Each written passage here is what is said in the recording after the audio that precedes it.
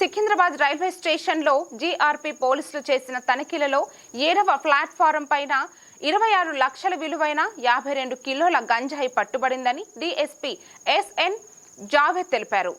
SI D Ramesh ఆధ్వర్యంలో తనిఖీలు చేయగా ఫుడ్ కోర్ట్ పక్కన అనుమానాస్పద స్థితిలో పట్టుబడిన 4 బ్యాగులు పట్టుబడ్డాయని పేర్కొన్నారు. చుట్టుప్రక్కల బ్యాగులను సంబంధించిన వ్యక్తుల గురించి వెతకగా ఎటువంటి ఆధారాలు లభించలేదని చెప్పటం, మధ్యవర్తుల సమక్షంలో బ్యాగులు ఓపెన్ చేసి చూడగా వాటిలో మొత్తం 26 ప్యాకెట్ల గంజాయి ఉన్నట్లు పేర్కొన్నారు. ఒక్కో ప్యాకెట్ 2 కిలోల బరువు ఉన్నట్లు చెప్పారు. 52 కిలోల గంజాయి లభించిందని, దీని విలువ సుమారు 26 లక్షలు ఉంటుందని తెలిపారు. గంజాయిని స్వాధీనం చేసుకుని కేసు నమోదు చేసుకుని సీసీ కెమెరాల ఆధారంగా నిందితులను గుర్తించే పనిలో ఉన్నట్లు వెల్లడించారు.